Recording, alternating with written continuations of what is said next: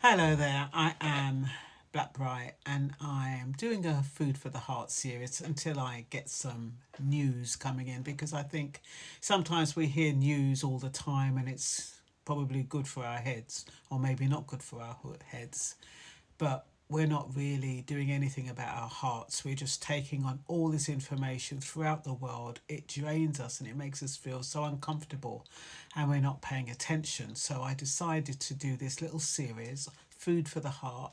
Today's one is called The Overworked Heart. So, yeah, I hope you enjoy them. I don't know how long they'll last, but you know me. I'm always dipping my toe in water to see how it feels. So, good morning, good afternoon, good night, depending on which part of the world you are watching me from. I've been thinking about something that I suspect many of us have in common, although we don't always recognize it. It's the overworked heart. Now, before anyone thinks I'm talking about heart disease, I'm not. I'm talking about that part of us that carries everything: our worries, our responsibilities, our disappointments, our hopes, our families, our jobs, our bills, our memories. It's amazing how much our hearts seem to carry without us even noticing. I've realised something about myself over the years. If my washing machine starts making a strange noise, I notice it. If my car makes a funny sound, I'll turn the radio down so I can listen to it better, as though the car is suddenly going to explain what's wrong with it. If my phone battery drops to 10%, I start looking for the charger. Yet somehow I can go for weeks without noticing that my heart has been running on empty. Human beings are funny like that. We look after machines remarkably well. We service the car, we charge the phone, we replace the batteries in the television remote because we're annoyed it won't change channels. But our own hearts? We often expect them to keep going on without so much as a cup of tea in a quiet moment. I've also noticed that we wear being busy almost like a medal.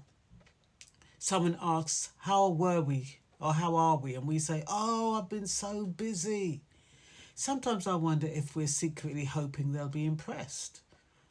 I'm rushed off my feet. I haven't stopped all day. I don't know where the day's gone. I've said it. Or more to the truth, people have told me that I'm always busy. I don't feel busy most of the time, but I'm constantly told, oh, I can't call you, you're always busy. Why? Because they see me do a few videos, they see me that they know I'm working, they know that I'm on a panel, they know that I have all these little projects. But does that mean I'm busy? Maybe it does, maybe it doesn't. But that's the perception I give. I'm so busy.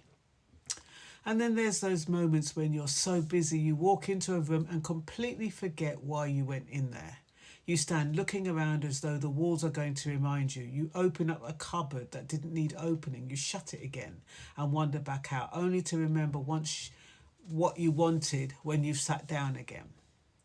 It's almost as though our brains quietly say, I'm doing my best here. Life has taught me that being busy and being productive aren't always the same thing. Sometimes we're just spinning. A bit like those people at the gym on a treadmill. They work incredibly hard, sweat in buckets, and after 40 minutes they're in exactly the same place they started. I sometimes wonder if our hearts are a bit like that. Running, keeping everybody else going, remembering birthdays, paying bills, checking on family, going to work, answering messages, wondering if we've forgotten something. And somewhere in all of that, our own hearts are whispering, excuse me, could we have 5 minutes? The trouble is, hearts don't usually shout, they whisper. By the time they start shouting, we're often exhausted. I've noticed something else. We can become so used to carrying things that we forget what it feels like not to carry them. Have you ever put a heavy shopping bag down after carrying it for a while and suddenly your arm feels strangely light? You almost keep lifting it because your body hasn't realised the weight has gone. Sometimes I think our hearts are a bit like that. We carry responsibility for so long that we forget what peace looks like. When someone asks, how are you? And without thinking, we answer, fine. It's the quickest conversation in Britain. How are you? Fine. We say it while looking at we say it while looking as though we've just completed 3 shifts back to back, and no one queries it. I sometimes wonder what would happen if our hearts answered instead of our mouths. Now, I'm not suggesting we go around telling everybody our life story. Poor strangers in a supermarket don't deserve that. But perhaps we be a little bit more honest with ourselves. We could be a little bit more honest with ourselves. I've learnt something as I've got older. Not everything deserves a place in my heart. Some things belong on tomorrow's list. Some things belong to someone else. Some things belong to God. I think one of the hardest lessons in life is learning the difference, because if you're anything like me, you can start solving problems that haven't even happened yet. Someone doesn't answer a text. Oh, before long, you've imagined 6 different reasons, 3 of them tragic, 2 of them involving hospitals, and 1 involving them simply forgetting to charge their phone. Which was probably the right answer all along. Our hearts can work overtime without ever being asked. Jesus said something that has become more precious to me as I've got older. Come to me, all you who labour and are heavy laden, and I will give you rest. I used to read and think it meant people who were physically tired. Now I think he was talking about tired hearts as well. Hearts that have been carrying too much for too long. Hearts that have forgotten what rest feels like.